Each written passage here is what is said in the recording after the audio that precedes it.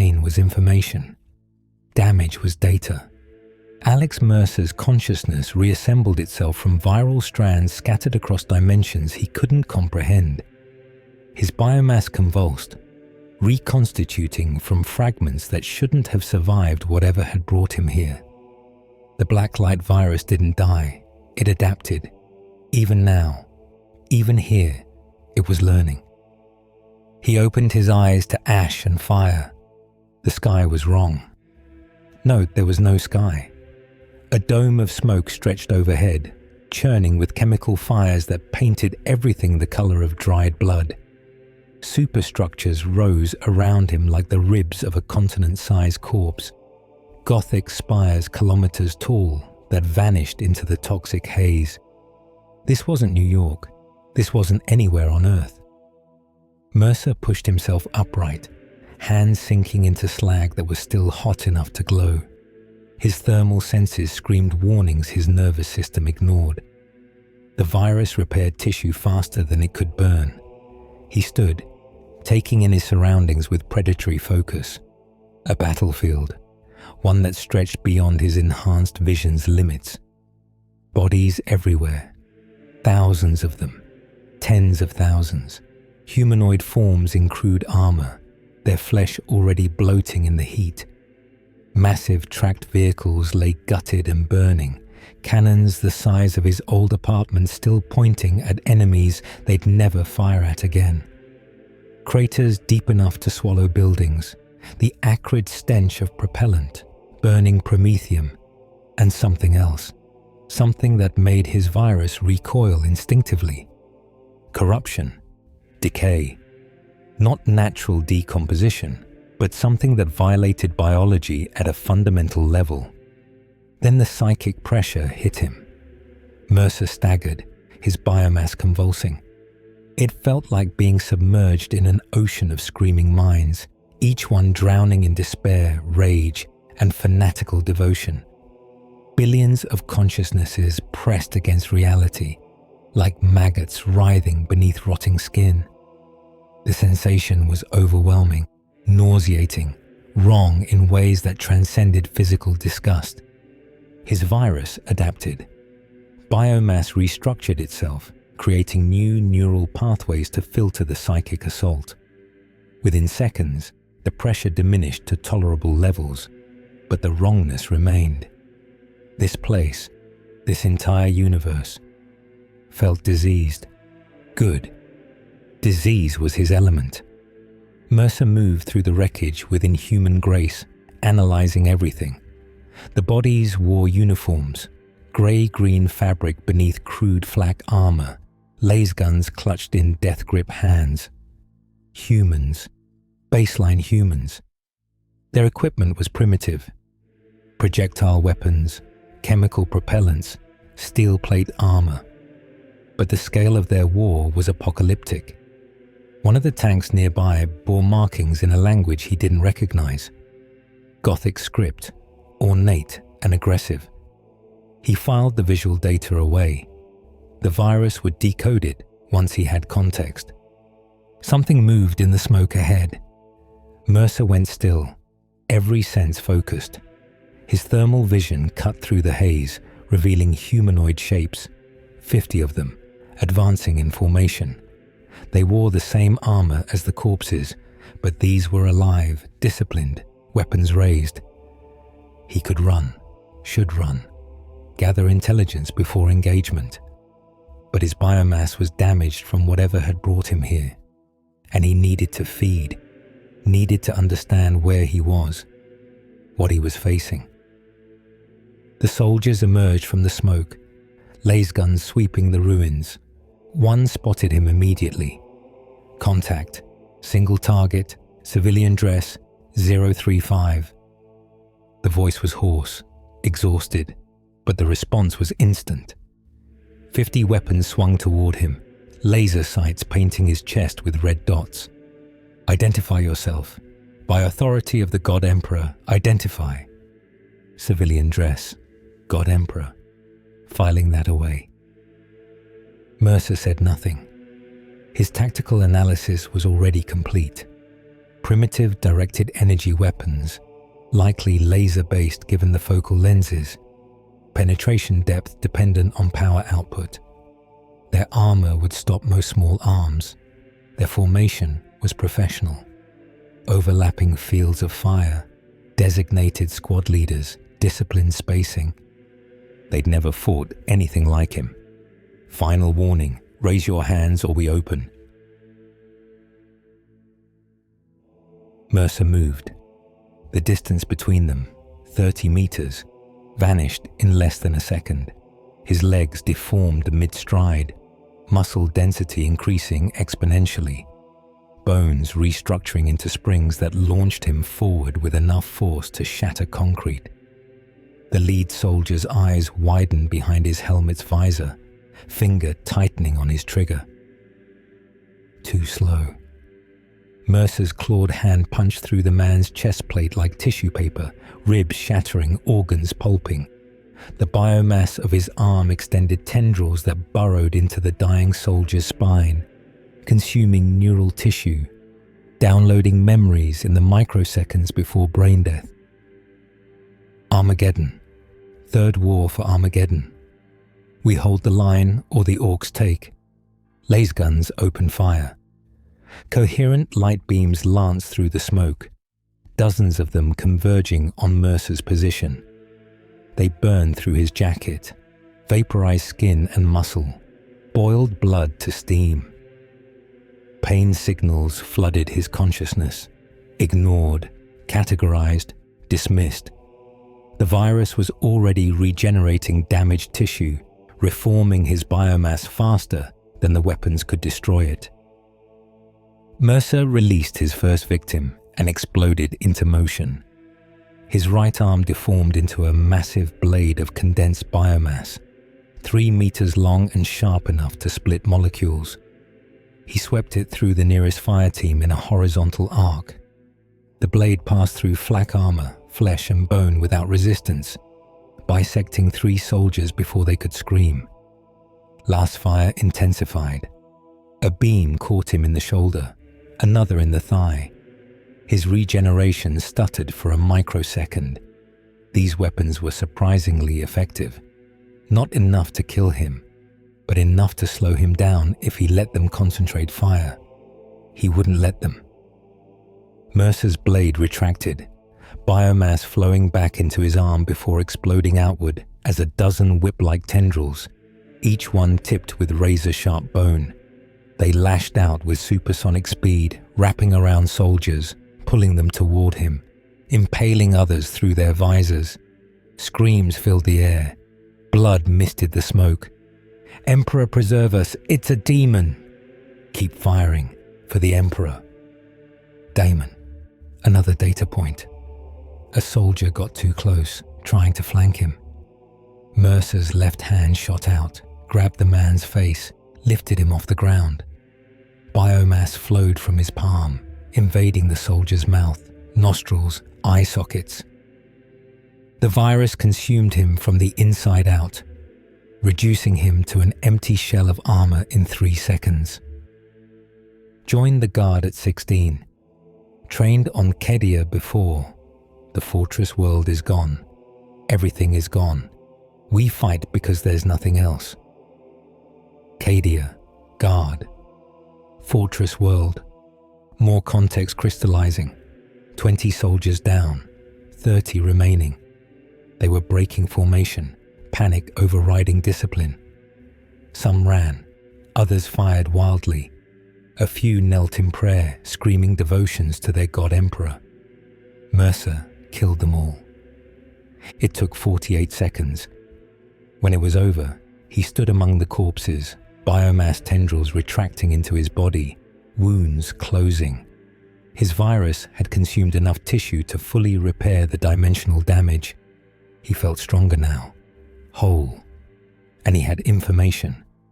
The memories of the dead flooded his consciousness, scattered, traumatic, fanatically devoted to something called the Imperium of Man, a galaxy-spanning empire, a species at perpetual war with itself and everything else. Their leader, the God Emperor, was some kind of deity figure worshipped with terrifying devotion. This wasn't Earth.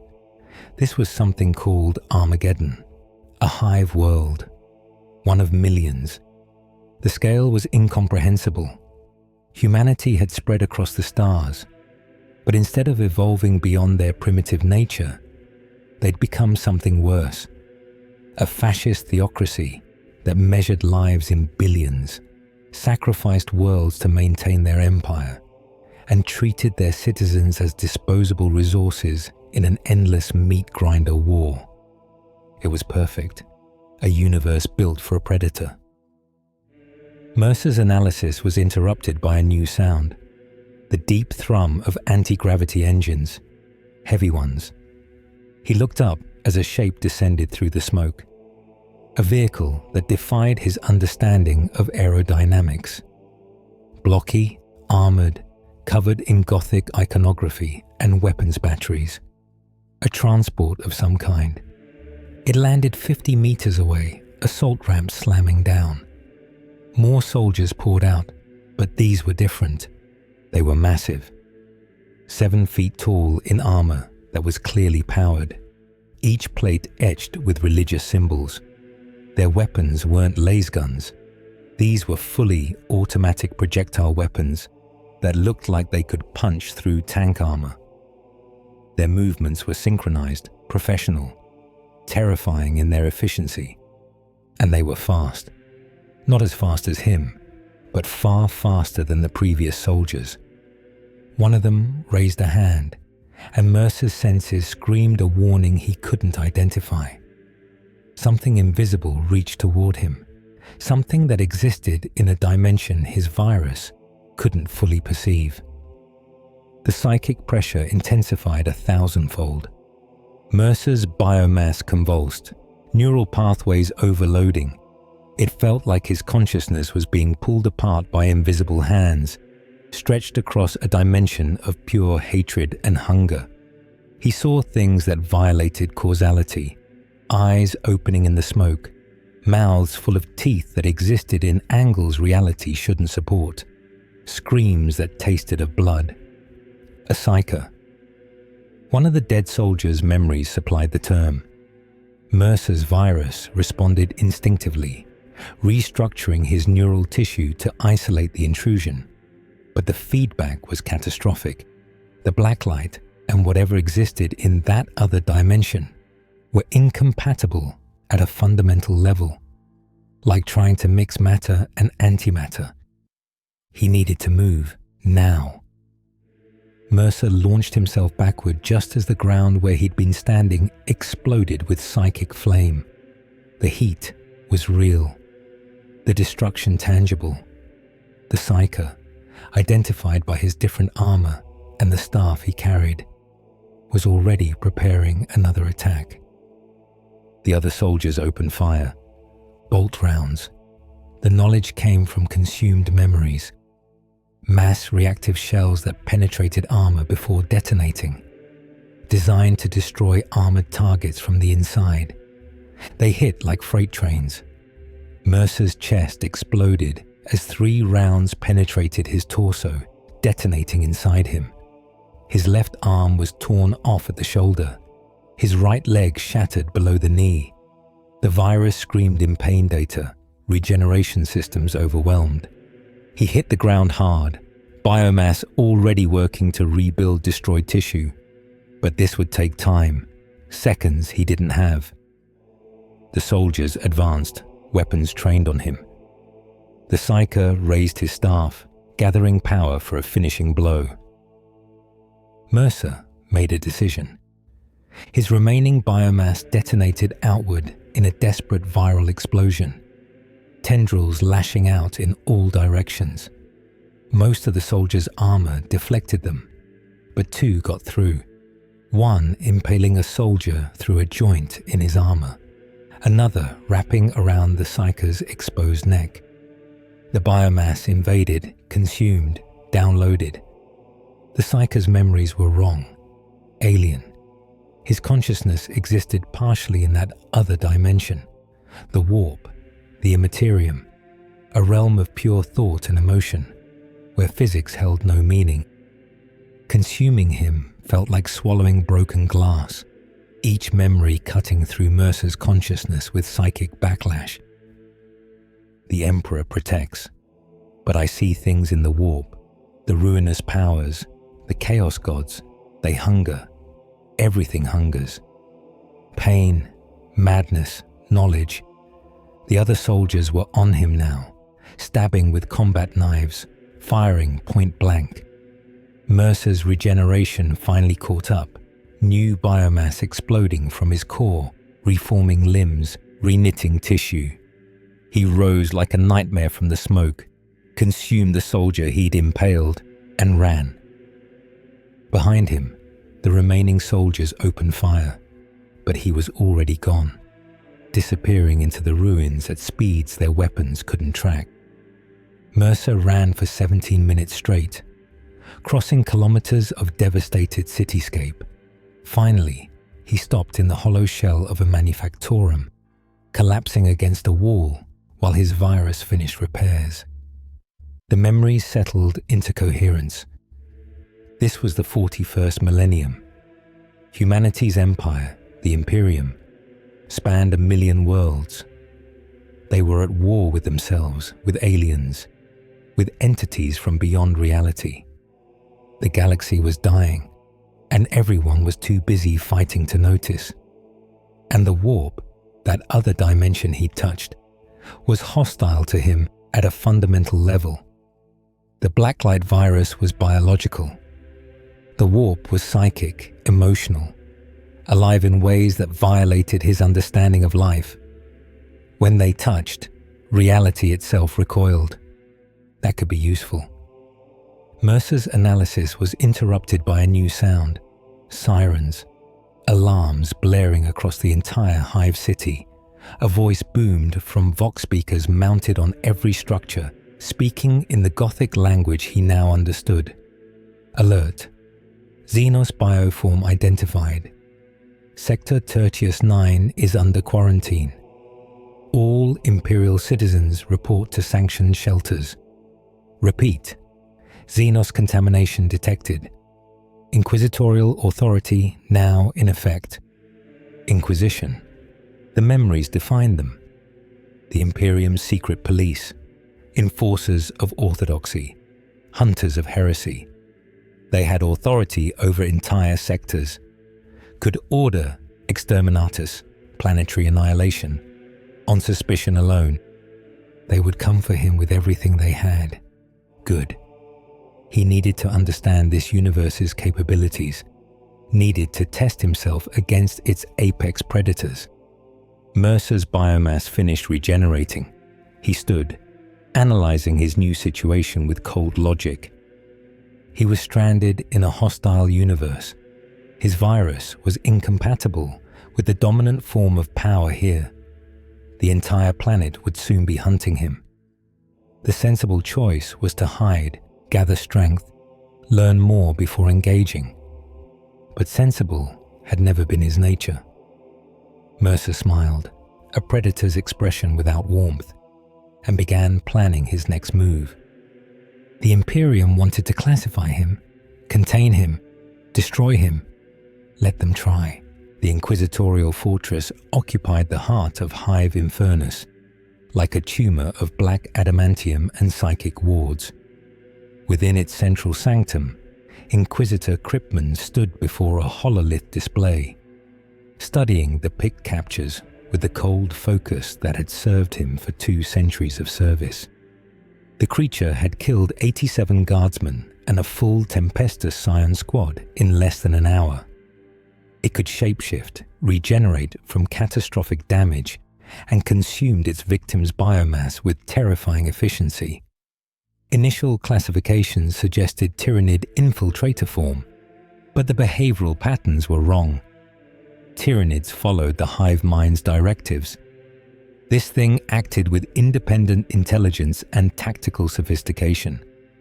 Worse, it had consumed Psycho Valerius and survived. Kryptman's augmetic eye whirred, cycling through spectral analyses. The creature's cellular structure was unlike anything in the Imperium's xenobiological databases. Not Tyranid, not Genestealer, not Chaos Spawn, though it triggered similar psychic disturbances. Something new, something dangerous. "Your assessment, Margos?" Kripman asked without turning. Arch-Margos Belisarius Call processed the query through 17 cognitive wetware processors before responding. His voice was a mechanical rasp filtered through Vox synthesizers. Biological impossibility quotient, 0.03. Cellular regeneration exceeds Tyranid bioforms by a factor of 7.3. Consumption efficiency suggests prion viral vector with heuristic learning protocols. Conclusion: this organism represents extinction-level threat to Imperial biomass if allowed to propagate. Agreed. Kripman magnified the hololith, focusing on a frozen frame of the creature mid-transformation. Its arm had deformed into a blade of condensed flesh, impossibly sharp, moving faster than the pick capture's frame rate. It adapts, learns, consumes memories. If it infiltrates Imperial infrastructure... He didn't need to finish. Call's mechadendrites twitched in a gesture approximating human horror. "Recommend immediate exterminatus," the Margos intoned. "Armageddon has suffered 3 major wars. 4th cleansing would be efficient." Denied. Kripman's voice was iron. "Armageddon is strategically vital. Besides, we need to understand this organism before destroying it. If there are others, if this is a vanguard form, we must identify countermeasures. Then quarantine protocols. Already implemented. Sector Tertius is sealed. I've requisitioned additional assets." Kripman tapped a command sequence. The hololith shifted, displaying new tactical data. "Deathwatch kill Team Epsilon is en route. ETA, 4 hours. They'll be accompanied by 2 squads of Adepta Sororitas from the Order of the Bloody Rose, and I've requested technical support from your Skitarii legions." Call's optical sensors flickered. "Skitarii will comply. Recommend capture protocols for xenobiological sampling, if feasible. But this thing has already proven capable of killing scions. If the Deathwatch can't contain it, we escalate to orbital bombardment. Selective exterminatus on Sector Tertius only. Acceptable parameters." Kripman turned from the hololith, his weathered face carved from scars and determination. "One more thing, Margos. The creature consumed Valerius, a psyker, and afterward, our augurs detected fluctuations, warp disturbances centered on the organism itself. Hypothesis: the creature is adapting to psychic energy, learning to metabolize it." Kripman's expression darkened. If that's true, if it can consume psychers and integrate their abilities... Both fell silent, contemplating the implications. A bioorganism that could consume, copy and adapt any biological form it encountered, now potentially capable of wielding warp-based powers without suffering the mutational consequences. "Emperor preserve us," Call whispered through his Vox grill, the closest thing to prayer his mechanized faith allowed. "He will," Kripman replied, "through bolt and flame." Mercer crouched in the darkness of an abandoned water reclamation facility, his biomass slowly integrating the psyker's memories. The process was agonizing. Each psychic fragment was like a splinter of broken reality lodged in his consciousness, radiating pain and impossible sensations. But pain was information, and information was power. He closed his eyes, focusing inward. His virus had created new neural structures to process the psyker's memories, crude, unstable, but functional. Through them, he could sense the warp. a roiling dimension of emotion and thought that pressed against reality like an infected wound. It was alive, hungry, hostile to everything, including itself. The Imperium feared it, worshipped it, tried to control it, failed.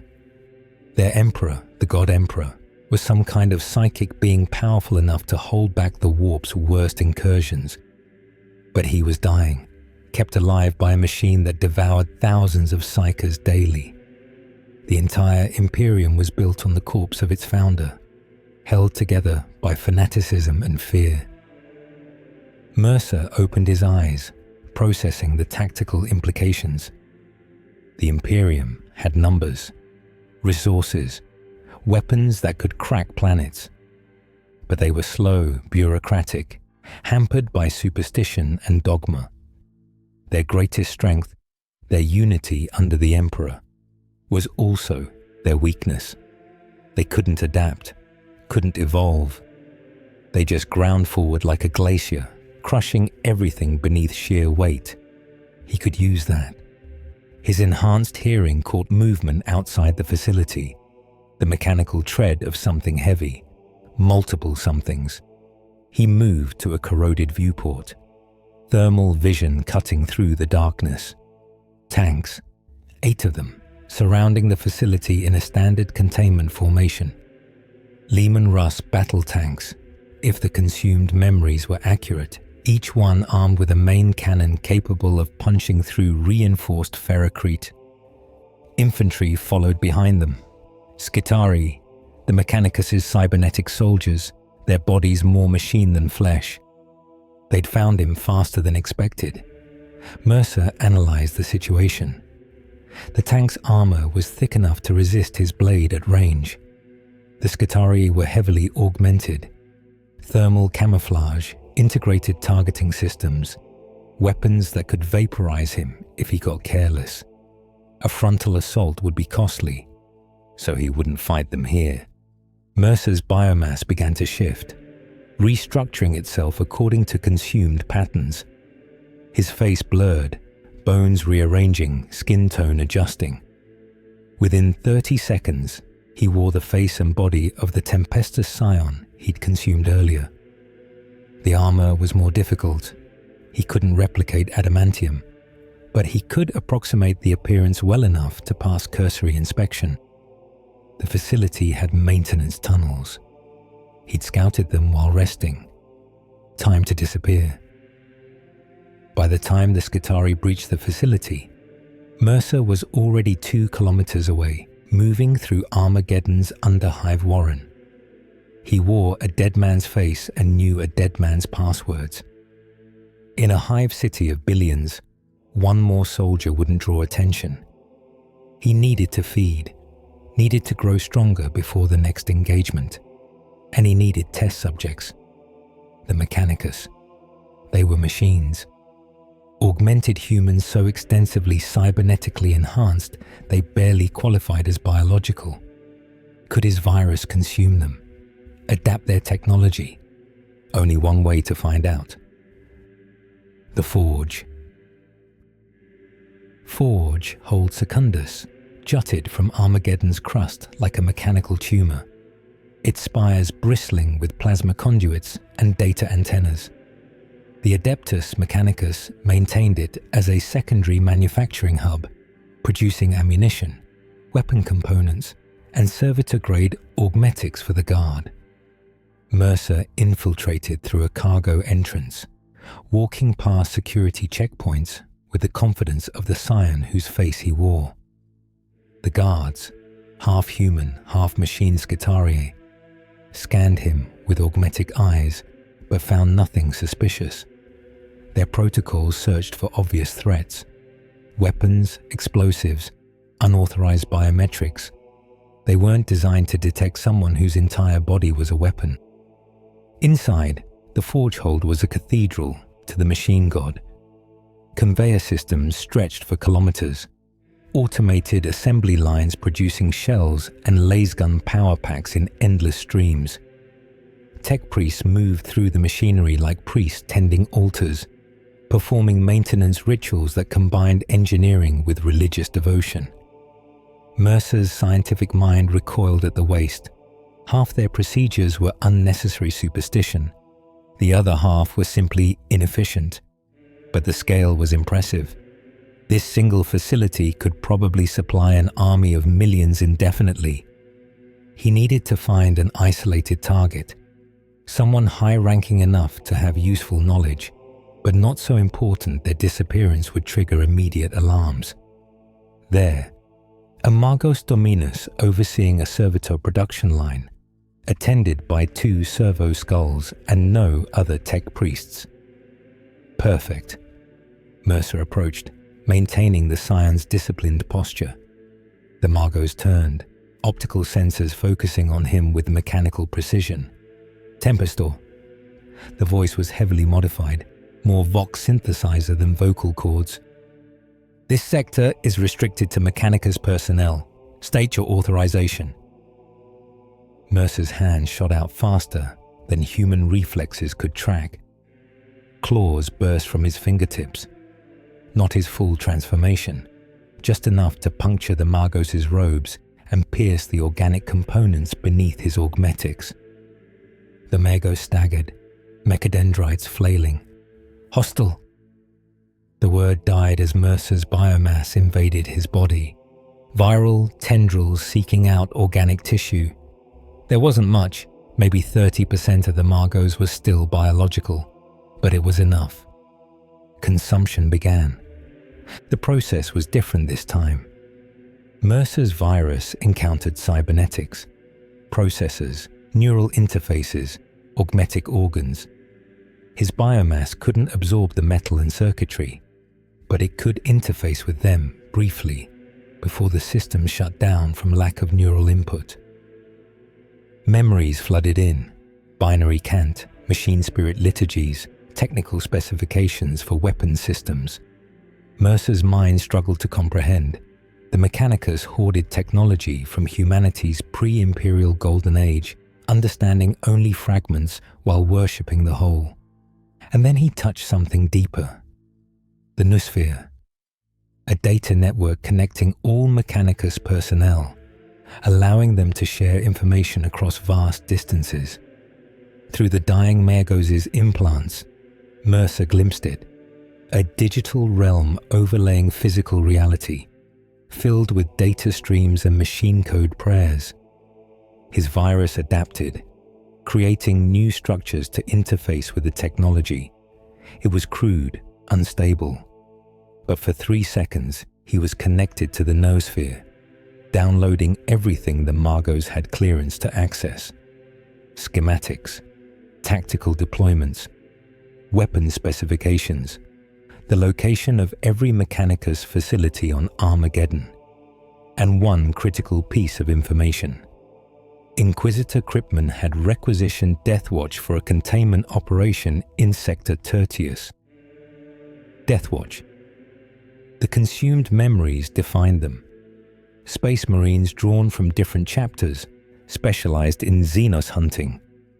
Each one was an apex warrior, genetically enhanced beyond human limits, trained for centuries, equipped with the Imperium's finest weapons. They were coming for him. Mercer released the Magos' corpse, letting it crumple to the factory floor. His biomass had absorbed what little organic material remained, but the augmetics were useless without living tissue to anchor them. He needed more, needed to understand these weapons, these technologies. The servo skulls had begun shrieking alarm protocols. Time to move. Mercer sprinted deeper into the forge hold, abandoning stealth for speed. Klaxons blared. Blast doors slammed shut.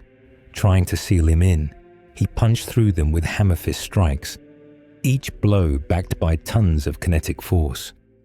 Skitarii converged on his position, their radium carbines sending radioactive rounds that burned through his biomass with alarming efficiency. He consumed 3 more tech priests in his escape, downloading their knowledge in brutal seconds. Each consumption gave him more understanding of the Mechanicus, their weapons, their weaknesses. They relied on dogma over innovation, ritual over adaptation. Good. By the time he breached the Forgehold's outer wall, smashing through reinforced plasteel in a desperate charge, he'd killed 32 Skitarii, 9 tech priests, and triggered every alarm in the district. The Inquisition would know exactly where he was now. Perfect. Let them come. He needed to test himself against their best. They descended from orbit in a Corvus Black Star. The aircraft's ceramite hull painted the black of the Deathwatch, with each warrior's chapter symbol displayed on their pauldron. 5 Space Marines from 5 different chapters, each a veteran of decades, sometimes centuries, of Xenos killing. Brother Sergeant Artemis of the Mortifactors commanded. His bolter was loaded with specialized ammunition, Kraken penetrators, Hellfire rounds, and Vengeance rounds, each type designed to kill a specific Xenos threat. His helmet's auto-senses painted the ruined Forgehold in tactical overlays, highlighting heat signatures and biological contamination. Contact in 300 meters, he voxed to his squad. Bio readings are inconclusive. Auspex shows one target, but the signature keeps fluctuating. Adaptive camouflage or something worse. Brother Cyrus, a Raven Guard vanguard, moved like a shadow despite his bulk. Suggest flanking approach. I'll take Overwatch, mark the target when it moves. Denied. Inquisitor Kripman was explicit. Full engagement, maximum aggression. This Xenos has proven capable of infiltration and adaptation. We give it no opportunity to escape. Brother Dren, an Iron Hand Tech Marine, studied his Auspex readings. Genetic analysis from consumed victims indicates viral vector. Recommend extreme caution. 1 scratch could be fatal. We are Deathwatch, Artemis replied, his voice flat with certainty. We fear nothing that walks, crawls, or flies. For the Emperor. For the Emperor, the squad echoed. They breached the Forgehold through the hole Mercer had made, weapons ready. Inside was carnage. Skitarii bodies torn apart. Tech priests consumed down to their cybernetic cores. Machinery destroyed with terrifying efficiency. Whatever did this is strong, Brother Varda, a Blood Angel assault marine, observed. His chainsword idled at low power, waiting. And angry, or testing itself, Artemis countered. Learning what it can do. Cyrus, scan for... The Raven Guard's head exploded. It happened so fast that the rest of the squad barely registered the movement. Something had dropped from the ceiling, a humanoid form, moving with impossible speed, and crushed Cyrus's helmet with a single hammer fist blow. Ceramite, designed to withstand anti-tank rounds, crumpled like paper. The Astartes' skull pulped inside it. Before his body hit the ground, the creature was moving again. Mercer had observed them from the shadows, analyzing their armor, their weapons, their coordination. Space Marines, the Imperium's finest warriors, genetically enhanced super soldiers with weapons that could kill him if given the chance. So he wouldn't give them a chance. His hammer fist retracted, biomass flowing into blade form as he descended on the closest Marine, the Blood Angel. The blade struck the Astartes' neck joint, the one weak point where helmet met armor. It didn't penetrate fully, but it cut deep enough. Blood sprayed, Space Marine blood, enriched with genetic modifications, valuable. The Blood Angel roared, chainsword swinging. Mercer leaped backward, the weapon's teeth missing his chest by centimeters. Bolter fire filled the air as the remaining Marines opened up, mass reactive shells tracking his movement. One hit his shoulder, detonating. Pain data flooded in as his left arm was torn off at the joint. Another hit his leg, the explosion shattering his femur. A third hit his torso, punching through his biomass before detonating inside him. Mercer crashed to the ground. Regeneration systems overwhelmed. These weren't soldiers. These were predators just like him, and their weapons were designed to kill things that shouldn't be able to die. The sergeant advanced, bolter trained on Mercer's head. "Remain still, Xenos. You will be studied before you are." Mercer's torso split open. Biomass exploded outward in dozens of tendrils, each one tipped with bone spurs and moving with supersonic speed. The sergeant's armor deflected most of them, but 3 found purchase. 1 through a joint in his leg armor, 2 wrapped around his weapon arm. Mercer pulled, yanking the 7-foot Astartes off balance. His regenerated arm shot out, claws extended, going for the sergeant's eyes. The tech marine intercepted, his servo arm catching Mercer's wrist with mechanical strength that exceeded even the virus's enhancement. "Target secured," Dren reported, his other hand activating a plasma cutter built into his armor. Superheated plasma ignited, ready to sever Mercer Sarsmski's sinar. The Blood Angel charged, chainsawed screaming. The remaining Marine, a Black Templar whose name Mercer didn't know, fired a grapnel, the magnetic clamp catching Mercer's leg, attempting to restrain him. They were coordinating perfectly, working as a unit to contain him. Mercer made a decision. His entire body detonated in a viral explosion, the same technique he'd used against the Scions, but magnified. Every gram of biomass in his body became a weapon, tendrils and spikes exploding outward with enough force to tear through tank armor. The Space Marines' power armor saved their lives. Barely. The explosion threw them backward. Ceramite cracked, but holding. But Mercer's tendrils had penetrated. Small amounts of biomass had entered their bodies through joints, through damaged seals, through the gaps every suit of armor inevitably had. The Blacklight virus began to spread. Dren was the first to realize. His armor's biomonitoring systems screamed warnings as foreign organisms invaded his bloodstream. But Space Marines weren't human. Their enhanced immune systems, their catalepsian node, their ulitic kidney, all kicked in to fight the infection. It wasn't enough. Mercer's virus was designed to consume and adapt. It analyzed the Space Marines' genetic enhancements in real time, learning, evolving. Dren's immune system fought valiantly for 7 seconds before being overwhelmed. His augmetic organs began to fail as viral tissue consumed them from within. The tech marine collapsed, spasming. "Emperor, protect." The other Marines opened fire on their own brother, bolter rounds reducing him to paste before the infection could spread further. It was the right tactical decision. The Mercy killing was instant, but it gave Mercer the opening he needed.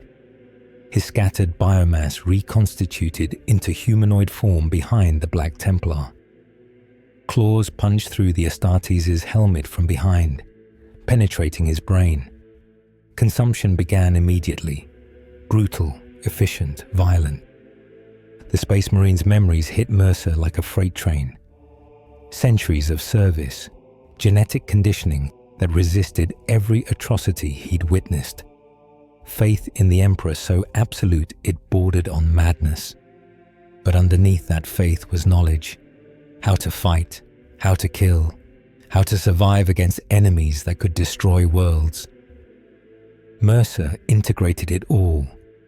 Brother Varda and Sergeant Artemis opened fire simultaneously, their training overriding the horror of watching their brother consumed.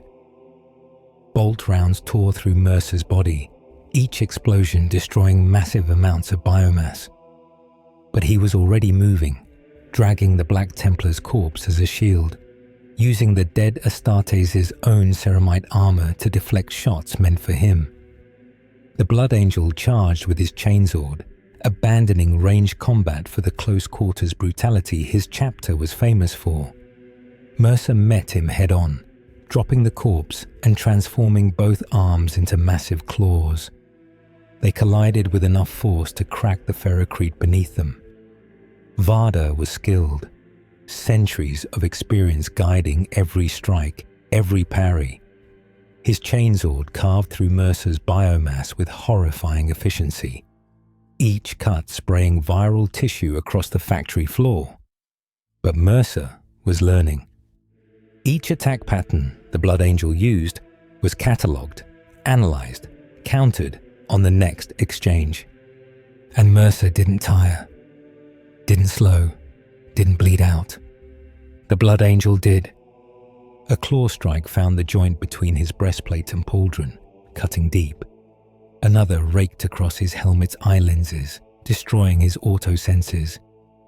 The third punched through his abdomen, impaling him on 2 feet of condensed biomass. Varda's gene seed screamed for blood, for vengeance, but his body was failing. He drove his chainsword into Mercer's chest one final time, a death blow to anything mortal, before collapsing. Mercer consumed him where he fell. The Blood Angel's memories were different from the Black Templars, more feral, more passionate. His chapter's genetic flaw, the red thirst and black rage, had marked his psyche with barely controlled violence. But underneath was centuries of tactical knowledge, combat experience against every xenospecies in the galaxy. More importantly, detailed knowledge of Space Marine physiology, the 19 gene seed organs that transformed humans into Astartes, their strengths, their weaknesses, how to kill them. Sergeant Artemis was already retreating, activating his Vox. Artemis to Inquisitor Kryptman. Kill team compromised. Xenos has consumed 3 brothers and adapted their capabilities. Require immediate. Mercer covered 30 meters in under a second.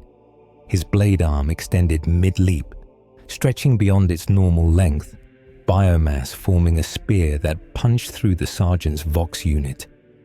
The strike didn't penetrate the Astartes' armor. Mortifactor's power armor was too thick. But it destroyed his communication equipment. Artemis spun, bolter tracking, firing on full automatic. Mercer twisted in mid-air, his body contorting in ways no skeleton should allow, most of the rounds missing. The few that connected tore chunks from his body. But he'd already consumed 3 Space Marines' worth of biomass. He could afford the loss. They fought through the forge hold like titans, each exchange destroying machinery and infrastructure. Artemis was perfect. 200 years of Xenos hunting had honed him into a flawless weapon. Every shot was placed with precision. Every tactical decision was optimal. Every movement was economical. But Mercer was evolving. Each moment of combat, his virus was adapting, learning the rhythm of bolter fire, predicting the sergeant's movements, testing different attack patterns. The consumed Space Marine memories gave him insight into Astartes' combat doctrine, and his superhuman processing speed let him implement that knowledge in real time. 10 minutes into the fight, Mercer was matching the sergeant blow for blow. 15 minutes in, he was winning. Artemis's armor was cracked in a dozen places, his ammunition running low. His enhanced physiology kept him fighting despite injuries that would have killed a normal human 10 times over. But even Space Marine endurance had limits. Mercer's tendrils wrapped around the sergeant's legs, pulling him down.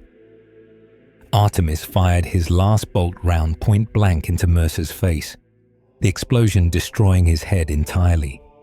The body didn't stop moving. Headless, Mercer's biomass flowed over the sergeant like a living tide, entering his armor through the cracks, invading his body. Artemis felt the virus in his bloodstream, felt it consuming him from within. His gene seed organs fought back viciously, but there was too much. Far too much biomass, backed by the knowledge of how to kill Astartes, gained from consuming his battle brothers. Artemis of the Mortifactors died with a prayer on his lips and a curse in his heart.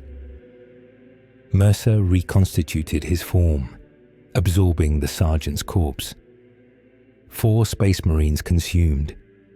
Their knowledge settled into his consciousness. Combat doctrine, weapons training, tactical protocols, chapter histories, gene seed specifications, and something else, something deeper. These warriors had been connected to something vast, not the warp, but something almost as significant. The Emperor. Their faith in him was so absolute, so all-consuming, that it had become part of their genetic identity. Even in death, their consumed memories screamed loyalty to a corpse god they'd never met. It was pathetic, and it was powerful.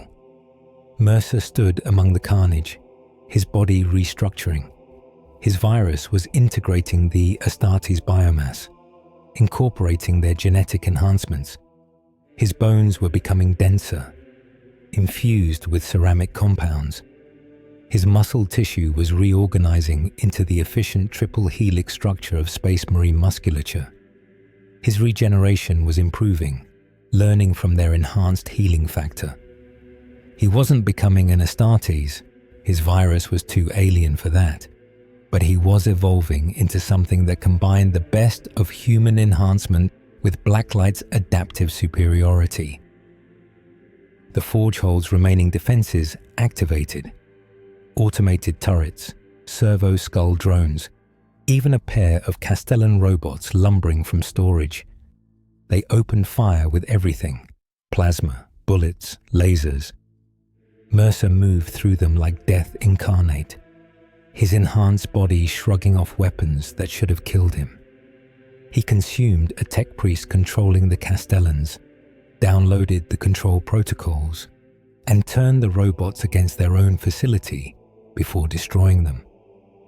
By the time he emerged from Forgehold Secundus, he'd killed 147 Mechanicus personnel, destroyed 3 Manufactorum lines, and consumed enough biomass to increase his total mass by 40%. The Inquisition would escalate now. Had to. He'd just killed a Deathwatch kill team. Good. He was ready for more. Inquisitor Kryptman stared at the pick feeds with an expression that might have been fear in a lesser man. In him, it was simply cold calculation. It killed them all, Margos Deltrian stated unnecessarily. 5 Deathwatch veterans, consumed. Their gene seed is lost. Worse than lost. The Xenos has their knowledge now, their combat training, possibly their genetic enhancements. Kryptman's augmetic eyes cycled through the footage again, watching Mercer tear through the Space Marines with increasing efficiency. It's learning, adapting. Every engagement makes it stronger. Recommend immediate orbital bombardment. No, Kryptman's voice was final. This thing is too valuable to destroy without understanding it first. We need a sample, living tissue, genetic data. If the Tyranids have developed this organism, if it's a prototype for future Hive Fleet bioforms, we must have countermeasures ready. Then what do you propose? Kryptman turned from the display, his face carved from determination. I'm calling in the Grey Knights. Deltrian's mechadendrites went rigid. Even for the Mechanicus, steeped in pragmatism and logic, the Grey Knights were terrifying. The chamber militant of the Ordo Malleus, demon hunters, psycho warriors whose mere existence was a secret worth killing to protect. Is that necessary? The Margos asked. The creature consumed a psyker and survived. It's developing warp resistance. Only the Grey Knights have the combination of psychic might and martial prowess to contain it. Kryptman activated his long-range Vox, inputting codes that required inquisitorial authority to access.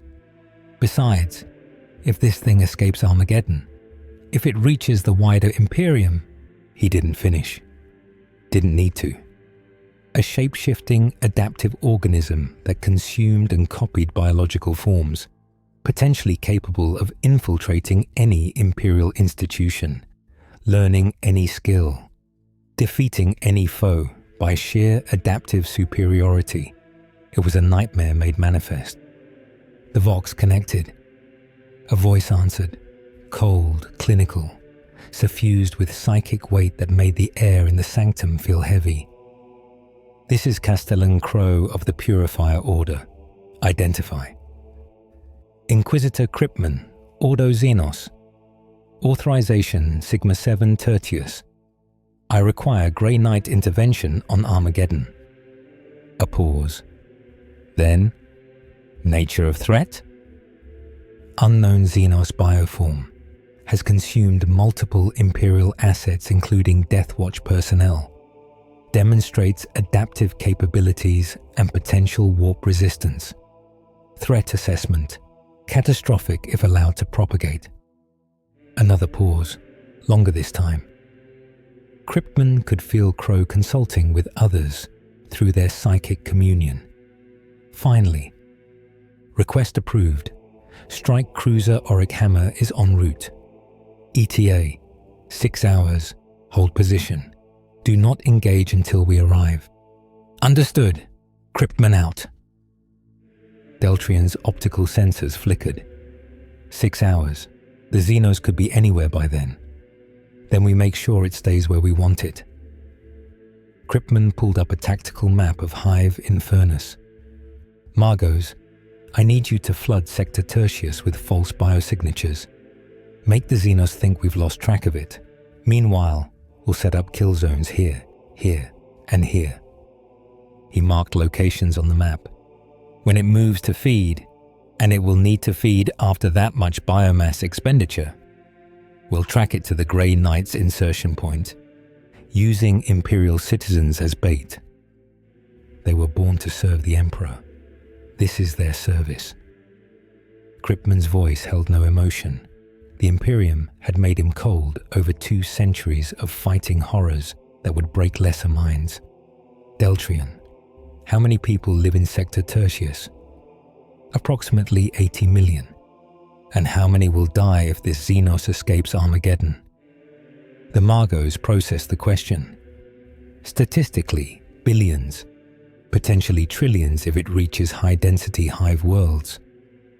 Then 80 million is an acceptable loss. Set up the biosignatures.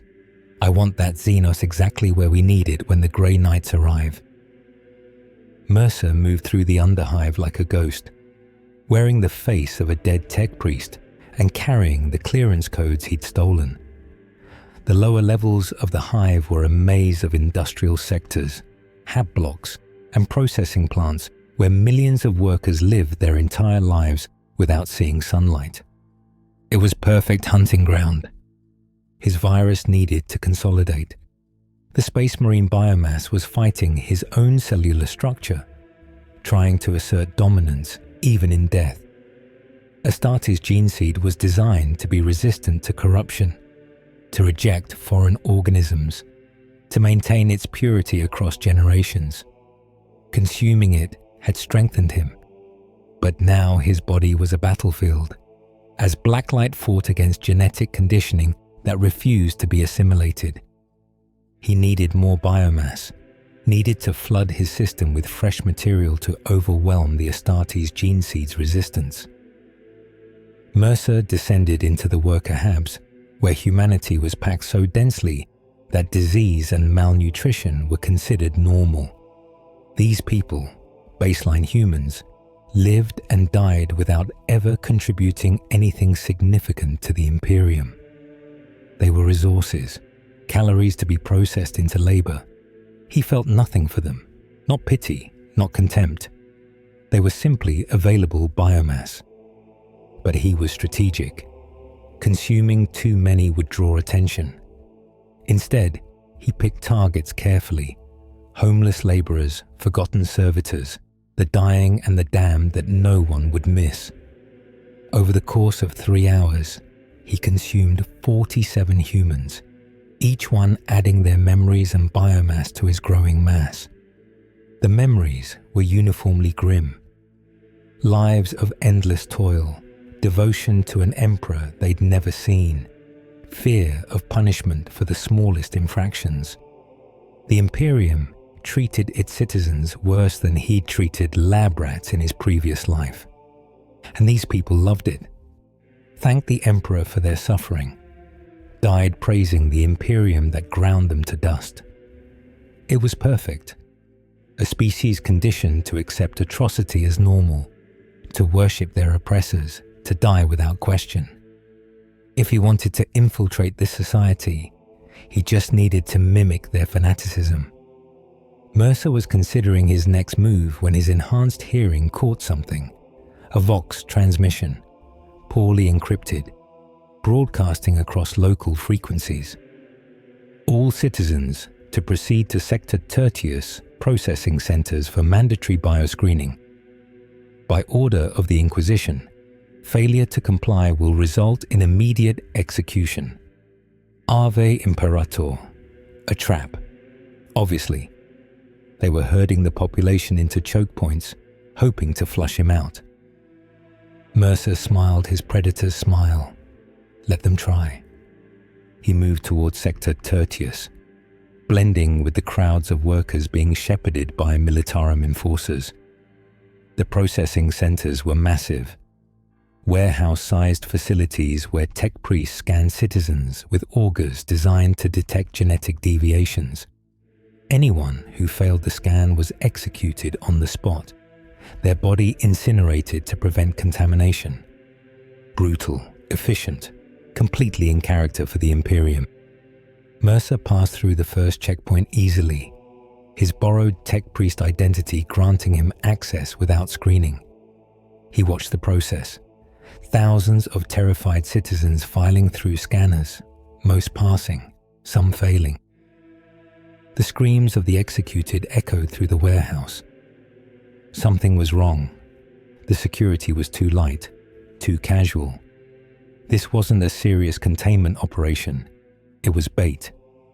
His enhanced senses picked up movement above, servo skulls hovering in the rafters, but these weren't standard Imperial designs.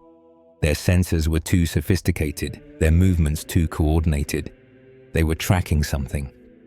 Hunting him. Mercer abandoned stealth, his body exploding into full combat form. Claws erupted from his hands, armor plating covered his torso, his mass increased by 30% as he pulled biomass from his reserves. The disguise was pointless now. The servo skulls attacked immediately, las beams lancing down from above. But these weren't meant to kill. They were markers. Targeting designators. The warehouse walls exploded inward. What came through wasn't human. Not entirely. They wore power armor of silver and red, but the armor moved with unnatural grace, each plate etched with wards and seals that hurt to look at. Their presence made the air feel heavy, oppressive, like reality itself was bending around them. Psychers, all of them, but not like the one he'd consumed before. These were warriors, their psychic power channeled through decades of training and discipline. Grey Knights. The memory came from the consumed Deathwatch sergeant, the Imperium's demon hunters, chamber militant of the Ordo Malleus. Each one was a space marine and a psyker, trained from birth to fight the warp's worst horrors. They'd brought 5. Xenos, one of them intoned, his voice resonating with psychic weight. You are judged unclean. You will be purged in the Emperor's name. Mercer said nothing. His analysis was already complete. These warriors were even more dangerous than standard space marines. Their weapons crackled with psychic energy, Nemesis Force weapons that could cut through reality itself. Their armor was thick ceramide reinforced with blessed silver, and their minds were fortified against possession, corruption, and psychic assault. But they'd never fought anything like him before. The Grey Knights attacked in perfect synchronization, their movements coordinated through psychic communion. 3 advanced with their halberds, while 2 provided covering fire with stormbolters. Their tactics were flawless, designed to counter demons that could teleport, phase through matter, or possess their attackers. Mercer was none of those things. He met their charge head-on, his blade arm intercepting the first halberd. The weapons clashed with a sound like thunder, psychic energy meeting viral biomass in a shower of sparks. The feedback was agony. The Grey Knight's psychic power burned his biomass like acid, but he didn't retreat. A stormbolter round caught him in the chest, detonating. Another hit his leg. A third took off his left arm at the elbow, but he was already regenerating, his enhanced Astartes-derived healing factor working overtime. The second Grey Knight's halberd came at his neck. Mercer ducked under it, his body compressing impossibly, and lashed out with a tendril strike aimed at the warrior's helmet. The tendril struck psychic shielding instead, an invisible barrier that burned his biomass on contact. They all had shields, psychic protection that his physical attacks couldn't easily penetrate. This required adaptation. Mercer retreated, putting distance between himself and the Grey Knights. They pursued methodically, weapons raised, chanting litanies in High Gothic.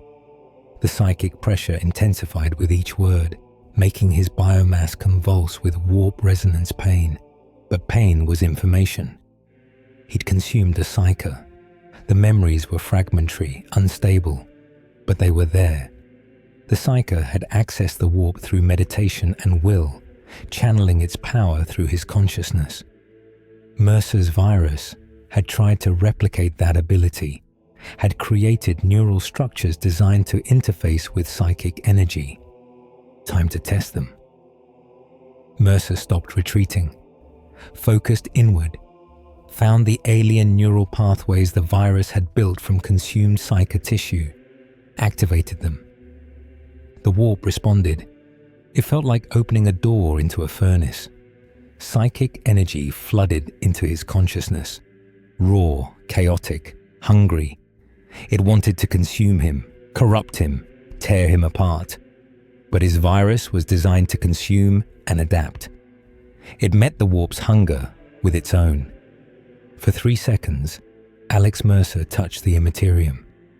The Grey Knight saw it happen, saw the Xenos organism suddenly flare with warp energy, its biomass beginning to glow with an unnatural light. Their psychic senses screamed warnings as reality bent around the creature. "Impossible," one whispered.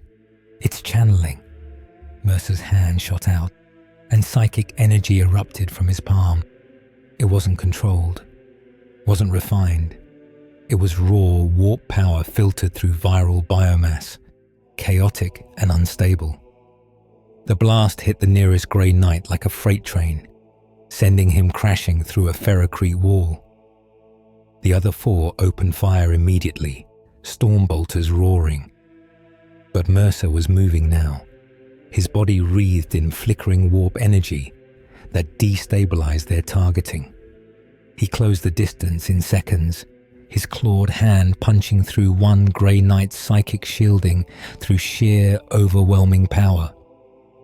The warrior's armor held, but the impact drove him to his knees.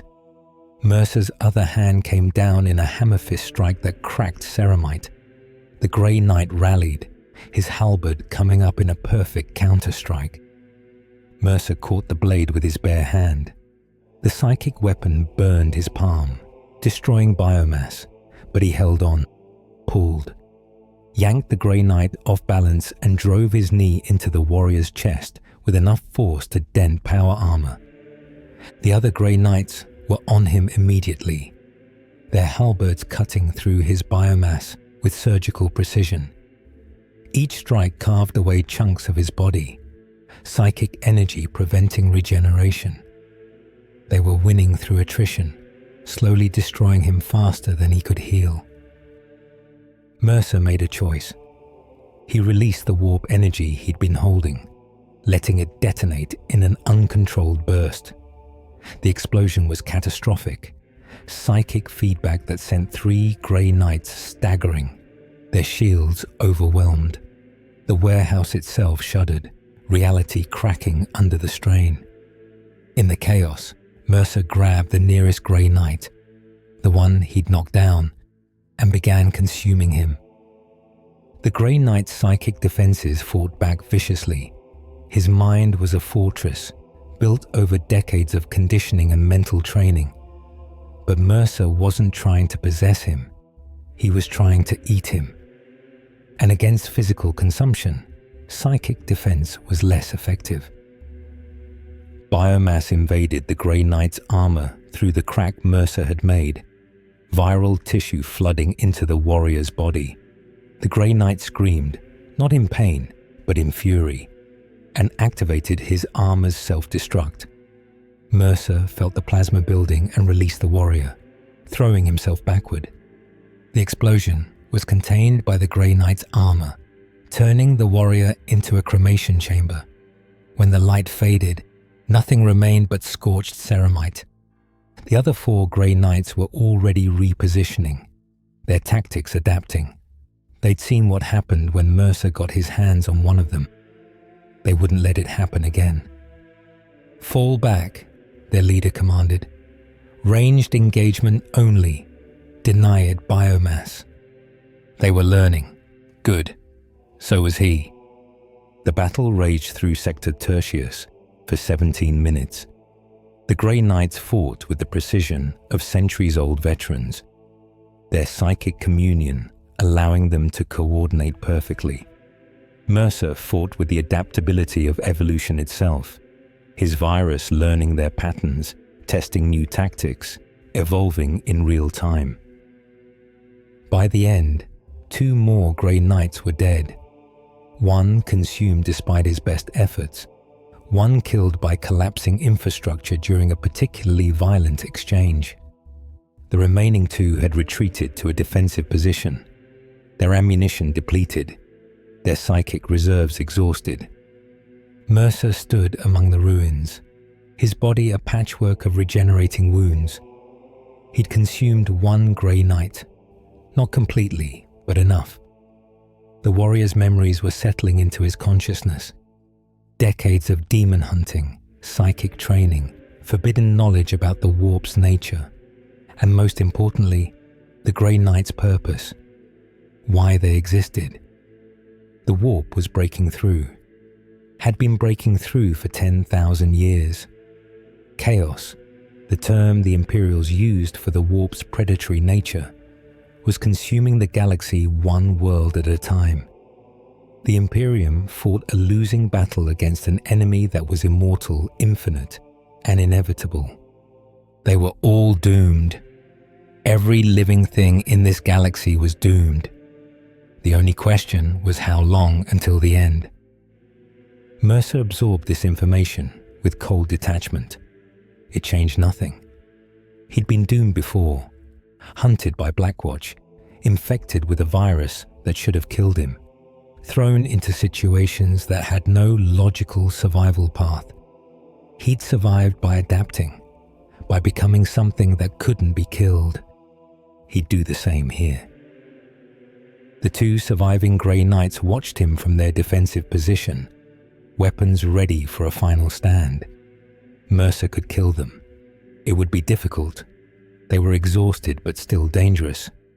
But it was possible. Instead, he turned and left.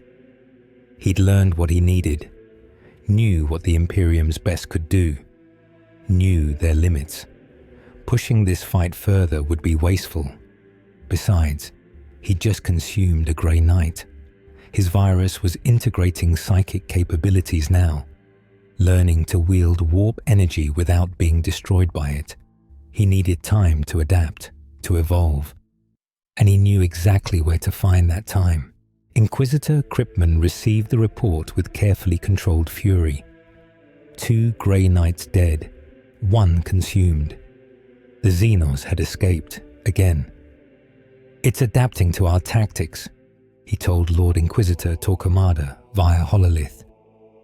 The ancient figure, more augmetics than flesh after 4 centuries of service, stared at him with eyes that had witnessed the Imperium's darkest moments. "Then adapt faster," Torquemada replied, his voice devoid of sympathy. "This organism represents an extinction-level threat to Imperial biosecurity. If it escapes Armageddon, if it reaches other worlds, the contamination could spread exponentially. We could face a pandemic that makes the plague of unbelief look like a minor outbreak." "I'm aware of the stakes, my lord." "Then you understand what must be done. I'm authorizing exterminatus protocols. Cyclonic torpedoes are being loaded aboard the Deus Era in high orbit. You have 72 hours to either capture this organism or evacuate essential personnel. After that, Armageddon burns." Kripman's jaw tightened. Armageddon was strategically vital, a forge world and military strongpoint. Destroying it would cripple Imperial defenses in the sector. But Torquemada was right. If this Xenos escaped, the consequences would be far worse. "Understood, my lord. I'll make ready." "One more thing, Kripman." Torquemada leaned forward, his augmetic eyes glowing. "I'm dispatching additional assets, Adeptus Custodes from the Shadowkeepers. They should arrive within 36 hours. Custodes. The Emperor's personal guardians. Each one was worth 100 Space Marines crafted by the Emperor himself, using techniques lost since the heresy. If the Imperium was deploying Custodes, they were taking this seriously. That is unexpected, my lord." The creature consumed a grey knight and survived. It's demonstrating psychic capabilities. The Shadowkeepers specialize in containing warp threats too dangerous to destroy.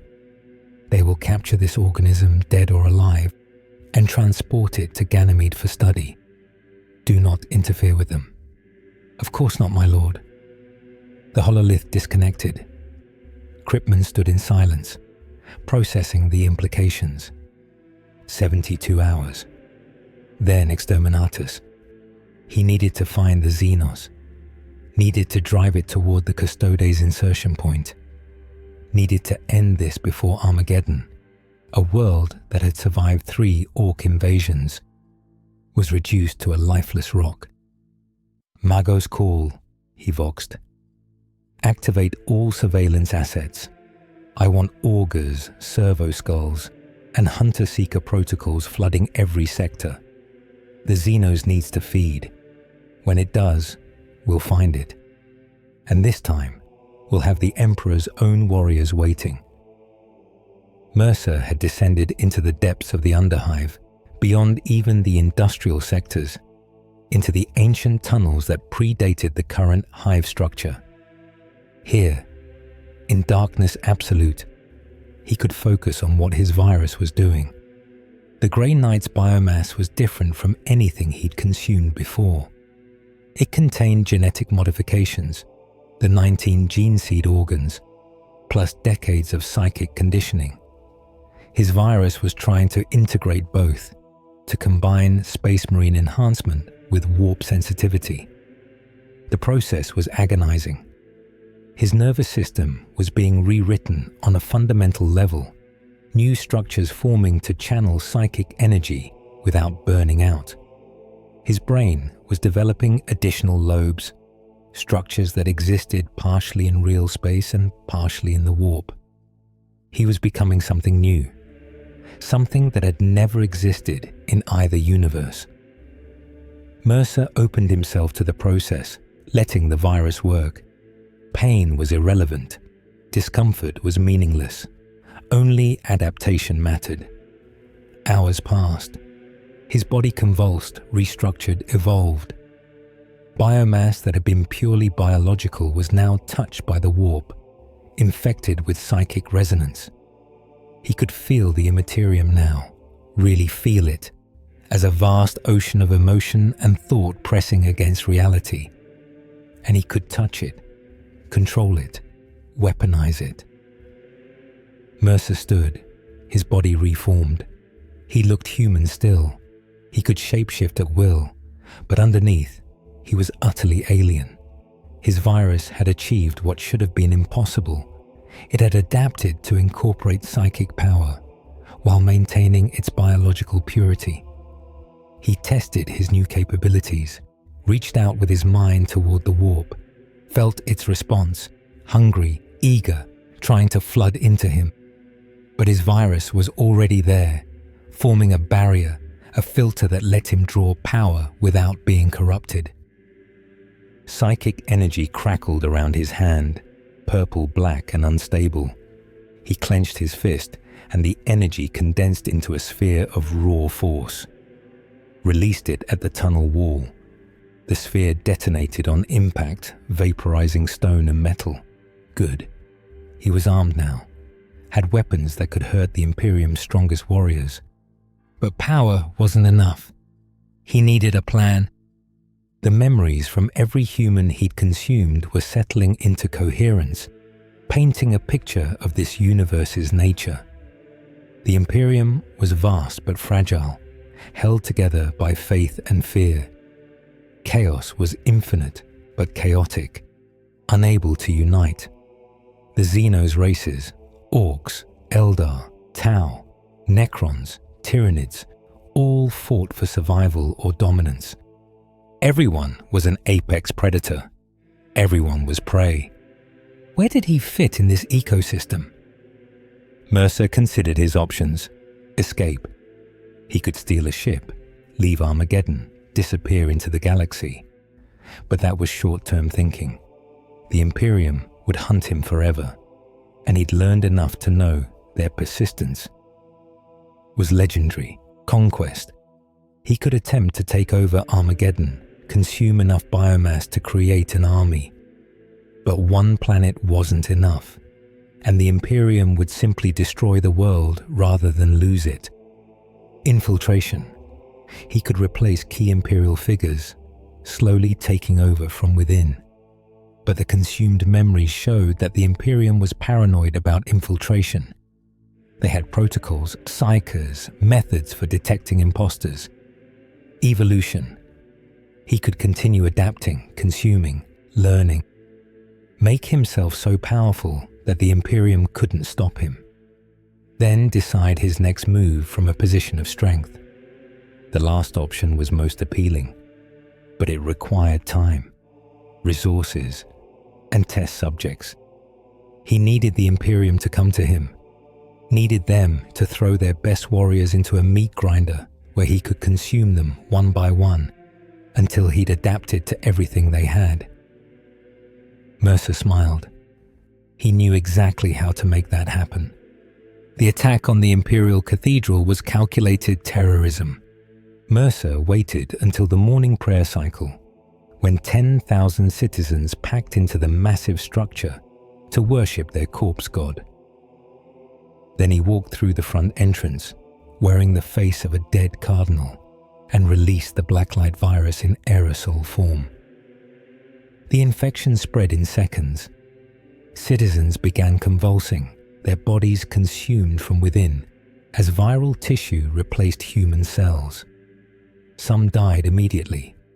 Others transformed into shambling biomass puppets that attacked their neighbors. Within 10 minutes, the cathedral was a charnel house.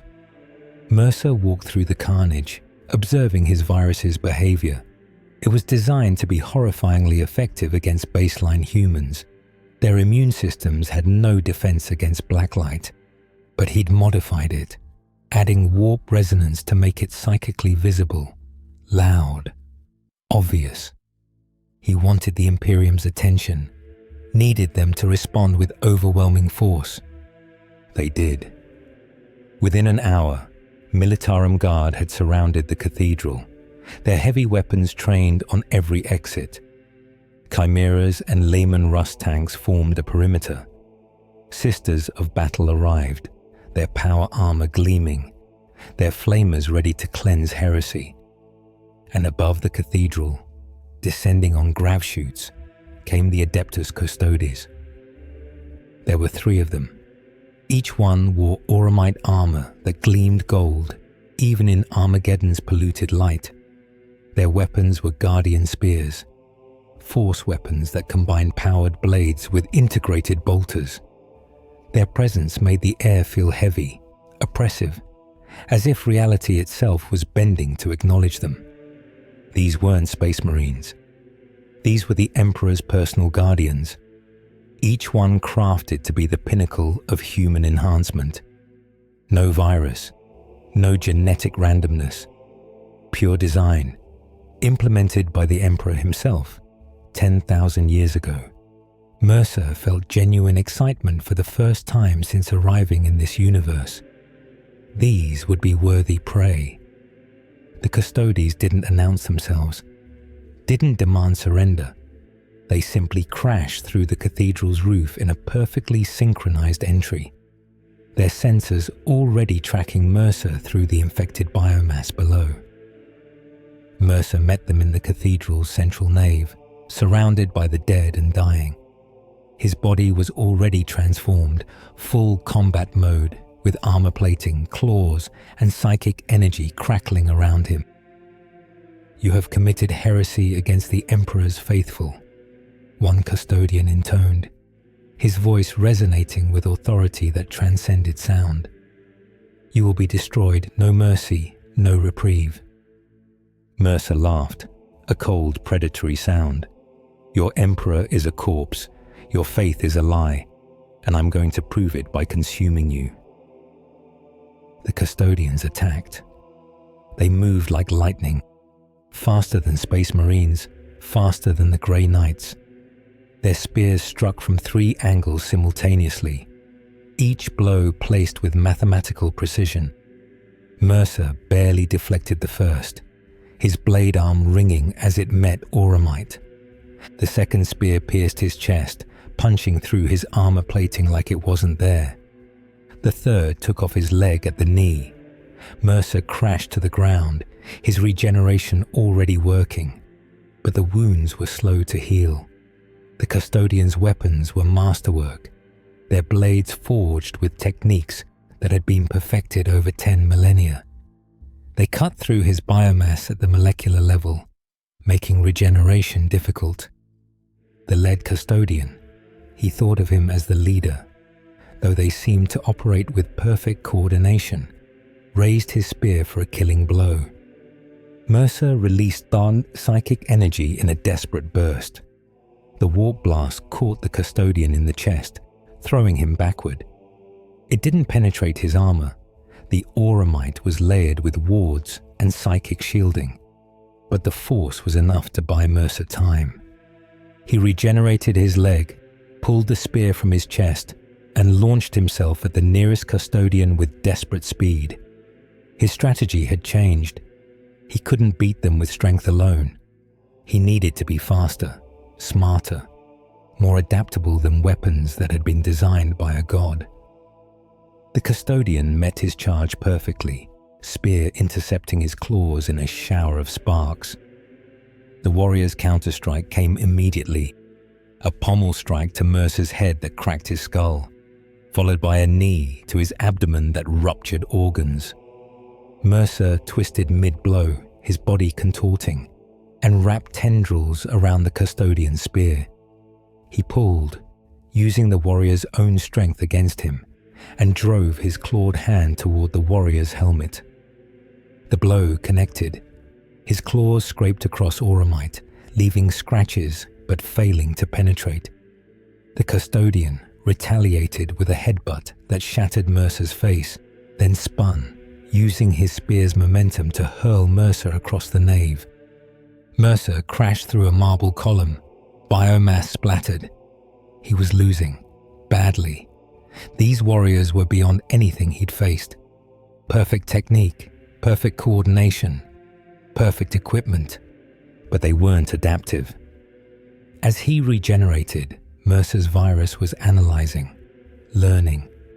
The custodians fought with patterns refined over 10,000 years, beautiful, efficient, lethal. But patterns could be predicted, exploited. He needed to make them break formation. Mercer's body exploded into dozens of tendrils, each one seeking purchase on the cathedral structure. He pulled himself up and back, creating distance, then release psychic energy in all directions, not focus blasts, but wide area disruption that made targeting difficult. The custodians adapted immediately, their formations shifting to accommodate the new threat. But for 3 seconds, they were separated. 3 seconds was enough. Mercer launched himself at the rightmost custodian, abandoning defense for pure aggression. The warrior's spear came up, perfect form, perfect timing. But Mercer didn't try to block. He let it impale him, drove himself onto the blade, used the weapon as a guide rail to close the distance. His claws found the warrior's helmet, dug into the seals, pulled. The custodian tried to shake him off, but Mercer was already releasing viral tendrils, forcing them into the helmet's joints, seeking flesh beneath auramite.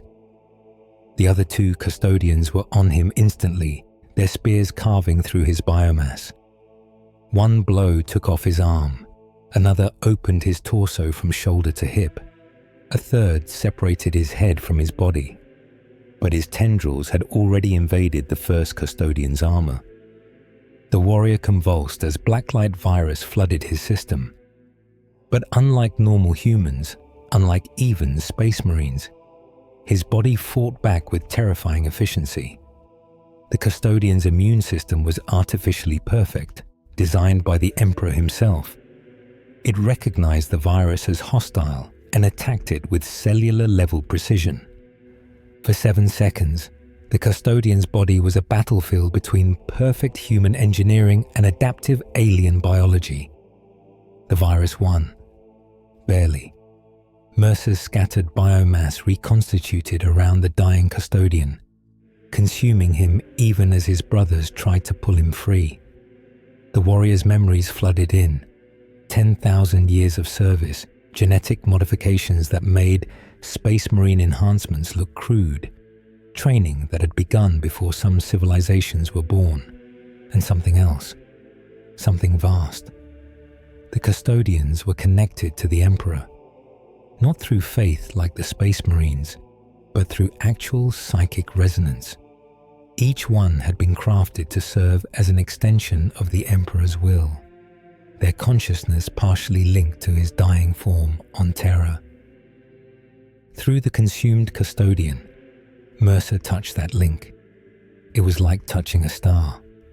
The Emperor's consciousness, what remained of it, was a psychic presence so vast that it warped reality itself. 10,000 years of worship by quintillions of humans had transformed him from a mere psyker into something approaching godhood.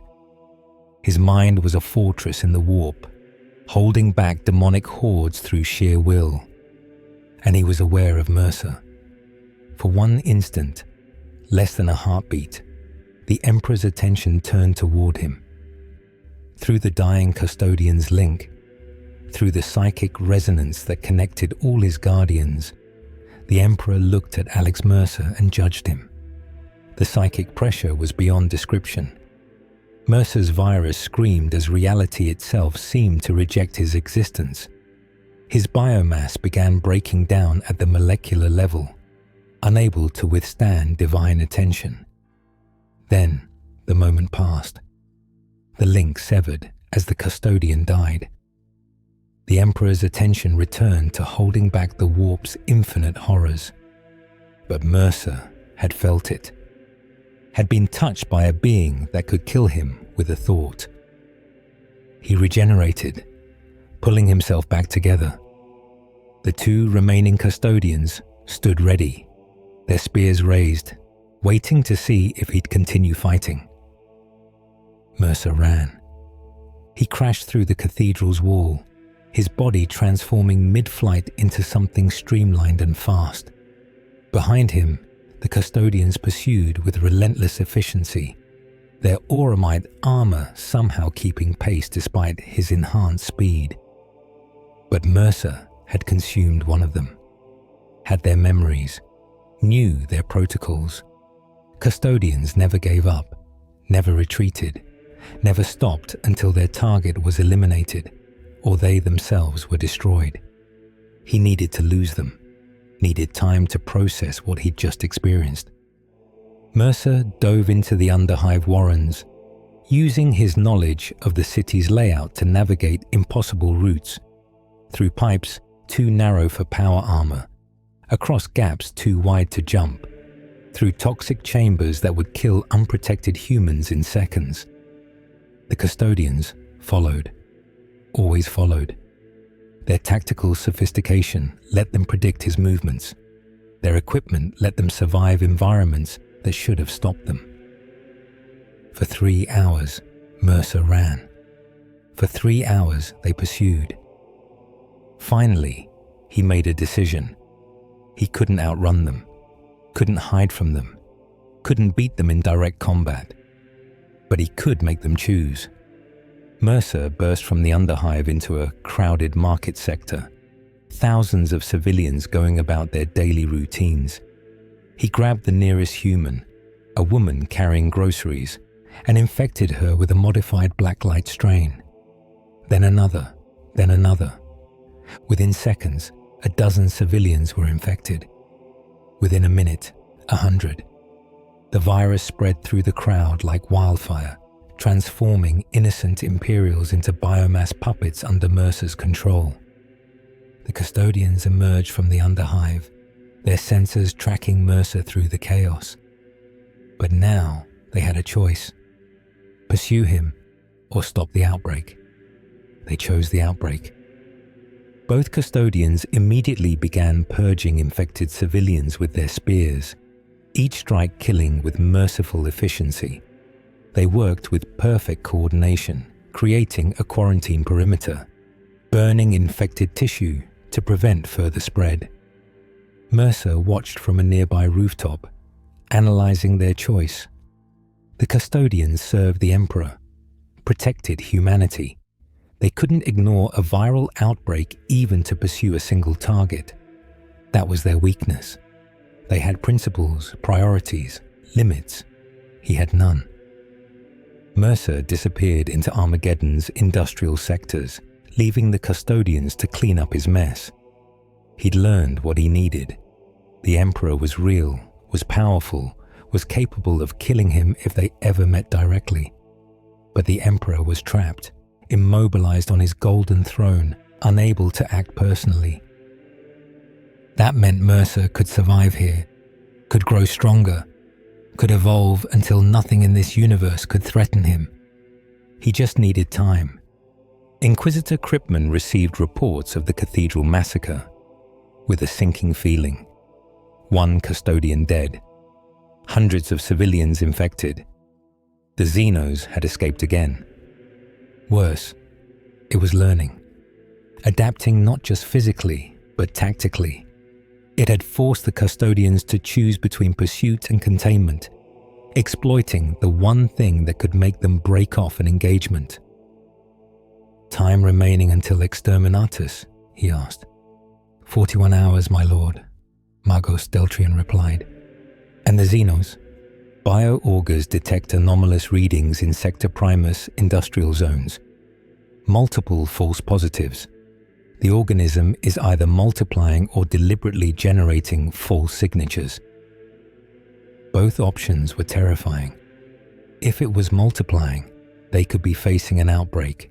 If it was generating false signatures, it was intelligent enough to wage information warfare. "Deploy everything," Kryptman ordered. "Every soldier, every tank, every asset we have on this world. Cordon off Sector Primus. Nothing goes in or out. If we can't capture it, we'll contain it until the torpedoes fall. That will expose other sectors to Orc incursions." "I'm aware, but the Orcs are a known threat. This thing is an unknown, and unknowns are always more dangerous," Deltrian's mechadendrites twitched in agreement. I will coordinate with Militarum Command. The cordon will be established within 6 hours. Kripman turned to his tactical display, studying the sector map. 41 hours. Enough time to either capture the Xenos or die trying. He'd served the Imperium for 2 centuries, had fought horrors that would break lesser minds, had authorized the deaths of millions to save billions.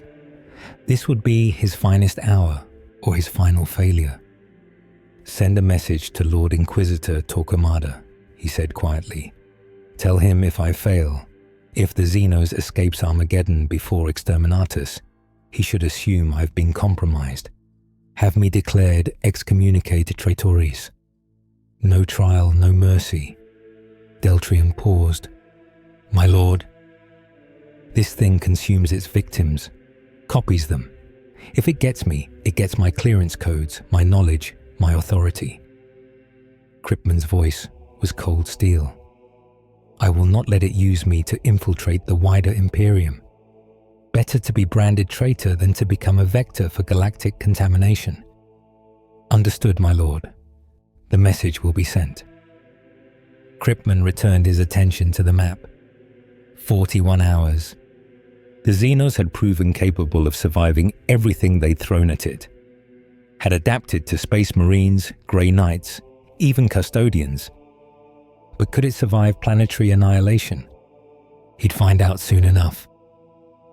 Mercer felt the cordon closing around him. Augurs sweeping constantly, patrols on every street, checkpoints at every intersection. The Imperium was throwing everything at Sector Primus, trying to box him in before the final solution. Exterminatus. The consumed memories defined it. Orbital bombardment with cyclonic torpedoes. Weapons that would crack the planet's crust and boil its oceans. Nothing survived Exterminatus.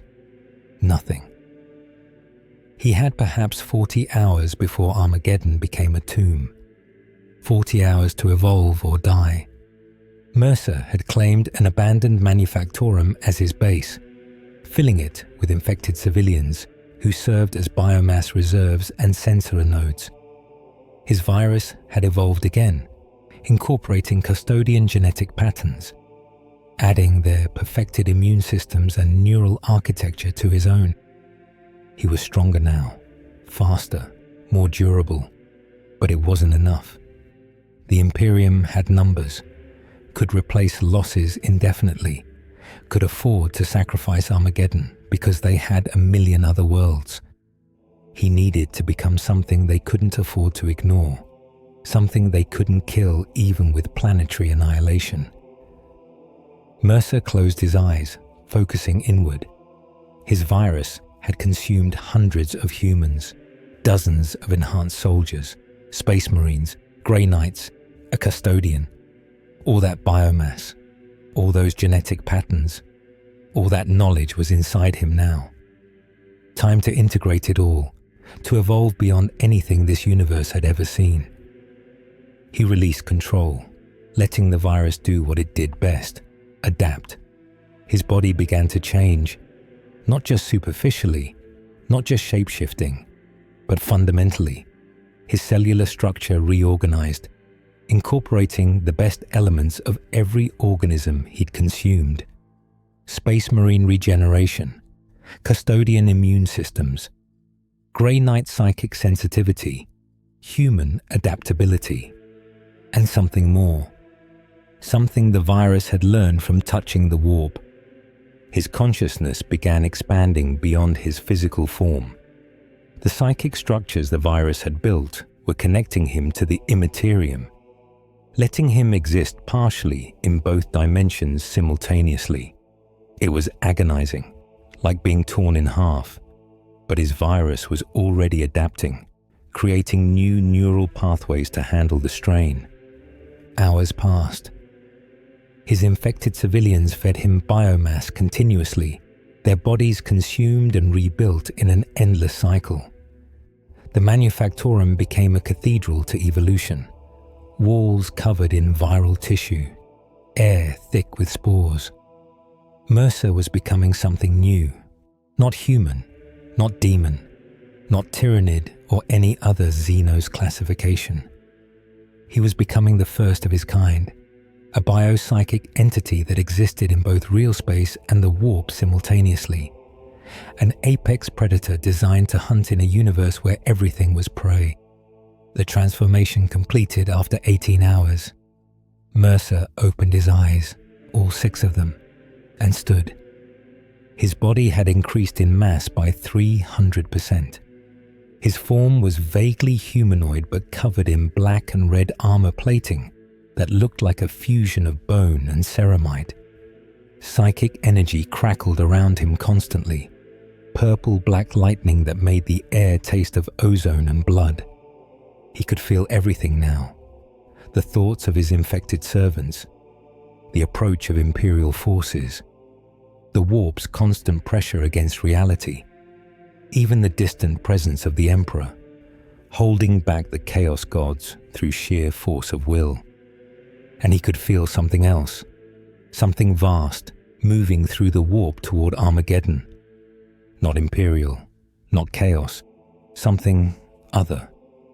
Mercer smiled with too many mouths. Let them come, all of them. He was ready. The Imperial assault began at dawn. If Armageddon's toxic sky could show dawn. 10,000 guardsmen, 500 tanks, 20 Baneblades, 300 Sisters of Battle, the 2 surviving custodians, and overhead, bombardment cruisers ready to provide orbital fire support. They surrounded the manufactorum where Mercer had made his nest, their weapons trained on every exit. Psychers detected his presence inside, a psychic signature so overwhelming it hurt to perceive. Inquisitor Kripman stood at the command post, watching pict feeds from a dozen angles. This was it, the final engagement. Either they killed the Xenos here, or they all died when the cyclonic torpedoes fell. All units, he broadcast across the command channel. You are fighting for the future of the Imperium, for every human life in the galaxy. This Xenos cannot be allowed to survive. Show no mercy. Give no quarter. For the Emperor. For the Emperor, 10,000 voices replied. The bombardment began. Basilisk artillery opened fire first, lobbing high explosive shells into the manufactorum. The building's walls, already weakened by viral corruption, collapsed under the barrage. Lemon Rust tanks followed up with battle cannon fire, each shell designed to penetrate heavy armor. For 3 minutes, they pounded the building into rubble. For 3 minutes, nothing emerged. Then the debris moved. Something rose from the wreckage, something that made even hardened Imperial soldiers step back in horror. It was massive, easily 15 feet tall, covered in black armor that seemed to absorb light. 6 eyes burned with psychic fire. Tendrils writhed from its back like living shadows. Mercer had completed his transformation. "Fire!" Kripman screamed. Every weapon in the Imperial force opened up simultaneously. Last fire, bolt rounds, plasma blasts, melter beams, a wall of firepower that could destroy a fortress in seconds. Mercer walked through it. His armor deflected most of the damage. His regeneration handled the rest. Psychic energy formed shields that turned away the heavier weapons. He moved with impossible speed for something so massive, covering ground in leaping bounds that left craters in the ferrocrete. The first line of guardsmen died screaming as he crashed into them.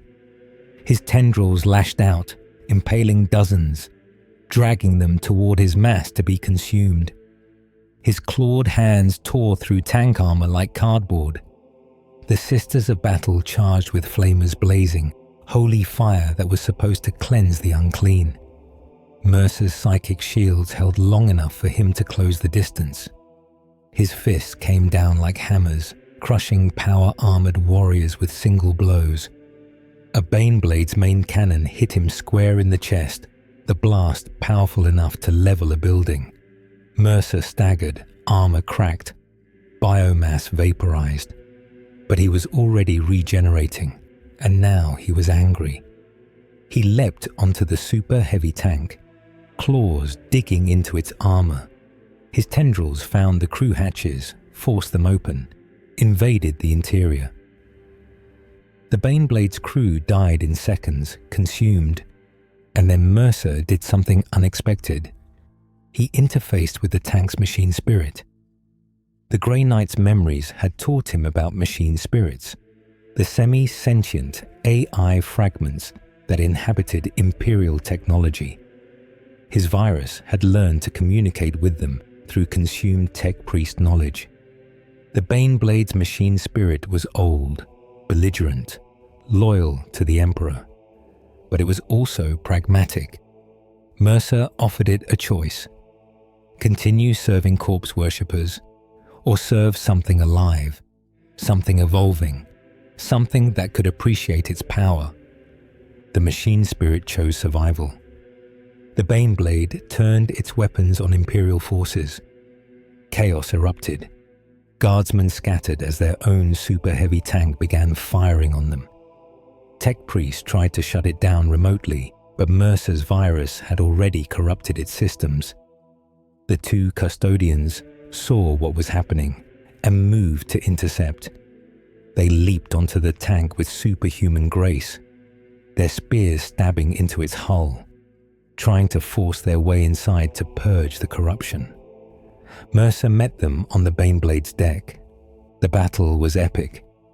Two of the Emperor's finest warriors against an evolved biopsychic entity that had consumed their brother. They fought with 10,000 years of skill. He fought with the adaptive superiority of evolution itself. The first custodian's spear pierced Mercer's chest, punching through armor and biomass to strike his core. Mercer grabbed the weapon, pulled, and headbutted the warrior with enough force to crack auramite. His other hand came up, claws extended, seeking the throat joint. The second custodian's spear took off Mercer's arm before he could connect. The warrior followed up with a spinning strike that opened Mercer's torso from hip to shoulder. Mercer released psychic energy point blank. The warp blast threw both custodians from the tank. They landed among the guardsmen, who scattered in terror. Before they could recover, Mercer was on them, his mass crashing down like a meteor. The fight devolved into pure brutality. The custodians carved away chunks of his body with every strike. Mercer consumed guardsmen to replace lost mass, growing larger, more monstrous with each kill. Finally, one custodian made a mistake, overextended on a thrust, his spear lodging in Mercer's ribs. Mercer's tendrils wrapped around the weapon, held it fast, and pulled the warrior close. "Your Emperor is dying," Mercer said, his voice resonating with psychic weight. "Your Imperium is crumbling, and I am just the beginning." The custodian said nothing, simply activated his armor's self-destruct. Mercer released him and dove away. The explosion was massive, a plasma core detonation that vaporized everything in a 50-meter radius. When the light faded, the custodian was gone. So was a third of Mercer's mass. The final custodian stood alone now, his armor battered, his spear ready. Around him, the Imperial assault was collapsing, thousands dead, equipment destroyed or corrupted, the Xenos growing stronger with every kill. "You cannot win," Mercer said, regenerating his lost biomass from consumed guardsmen. "You're fighting evolution itself." "Perhaps," the custodian replied. His voice was calm, accepting. "But I serve the Emperor, and I will fight until I cannot fight anymore."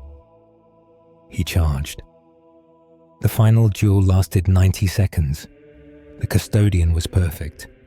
Every strike placed with mathematical precision, every defense optimal. But perfect wasn't enough against something that learned from every exchange. Mercer's claw found the warrior's helmet, tore it away. His tendrils invaded the exposed face, consuming, downloading, integrating. The last custodian died with the Emperor's name on his lips. Mercer absorbed his remains, adding the final piece of custodian genetic perfection to his own genome. He stood among the carnage, his body covered in wounds that were already healing, surrounded by thousands of corpses. The Imperial assault was broken. Those who could retreat were retreating. The rest were dying or already dead. Inquisitor Kryptman watched it all from his command post, his face carved from stone. "How long until orbital bombardment?" he asked. 30 seconds, my lord," an officer replied. "The cruisers are in position. Then it's over. We failed, but at least we'll take the Xenos with us."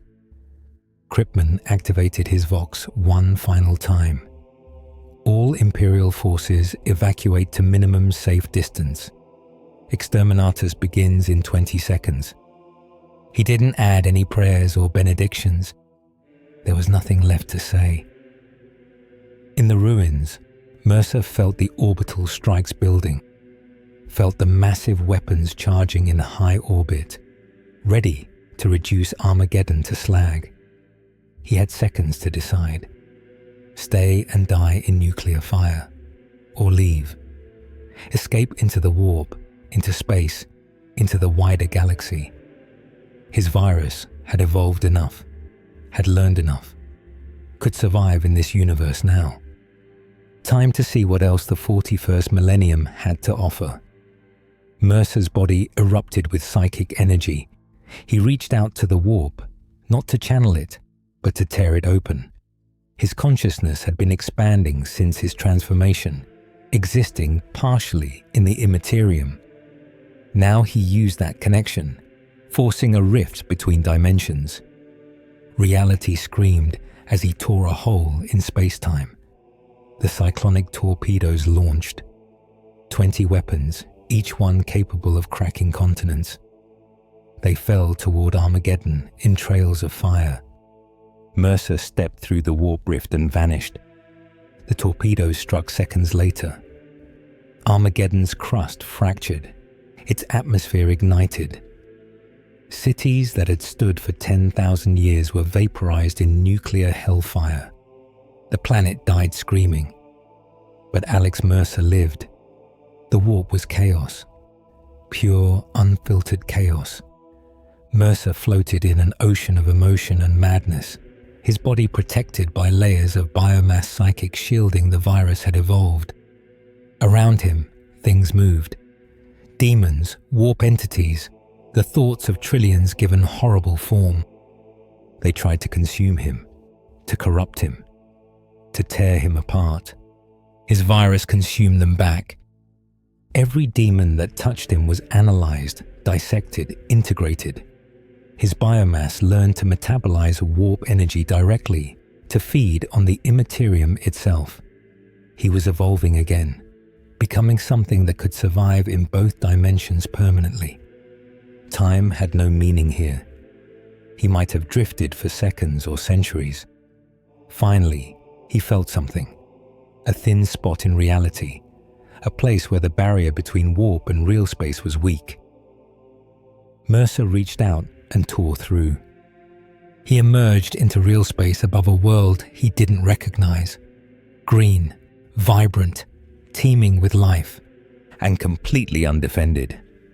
Below him, humans lived in primitive settlements, unaware of the Imperium, untouched by the galaxy's horrors. A lost colony, a forgotten world. Perfect. Mercer descended like a meteor, his body burning through the atmosphere. He crashed into a forest, his impact creating a crater that could be seen from orbit. Slowly, he stood. His body was damaged from the transition, but already regenerating. Around him, local wildlife approached cautiously, drawn by curiosity. He consumed the first creature that came close. some kind of deer analog. Its memories showed him this world, isolated, peaceful, primitive. The Imperium didn't even know it existed. That would change. Eventually, this world would be found, brought into Imperial compliance, turned into another cog in the Emperor's dying machine. Unless Mercer changed it first. He had time now, resources, freedom to evolve without constant threat.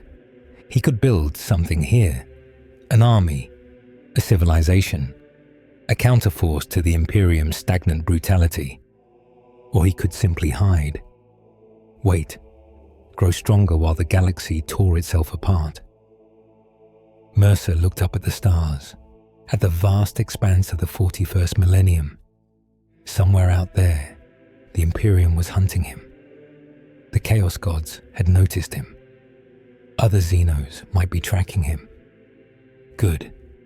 Let them come. He was Alex Mercer. He was the Blacklight virus. He was evolution incarnate. And this galaxy was now his hunting ground. In orbit above the planet, something stirred.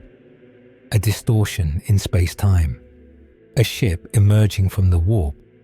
Not Imperial, not Chaos, but something else entirely. A sleek vessel of wraithbone and psychic crystal. Eldar. On its bridge, a Farseer studied the newly arrived entity below. Her psychic sight showed her the creature's nature, bio-horror from beyond their reality, touched by the warp but not corrupted by it, capable of evolution without limit. "What have you seen?" her warlock attendant asked. The Farseer's ancient eyes reflected a future written in blood and fire. "I see a new player in the long game. Neither order nor chaos. Neither flesh nor spirit. Something adaptive. Is it a threat to Craftworld Ultway? Potentially, or potentially an asset." The Farseer turned from the display, her expression unreadable. "For now, we watch, learn, and when the time comes..." She didn't finish the sentence. Didn't need to. The Eldar had played the long game for 60 million years. They could wait a little longer. Below, on the planet's surface, Alex Mercer felt their attention like a weight against his consciousness. More players, more threats, more opportunities to evolve. He smiled with far too many mouths. The Blacklight virus had come to Warhammer 40,000, and the galaxy would never be the same.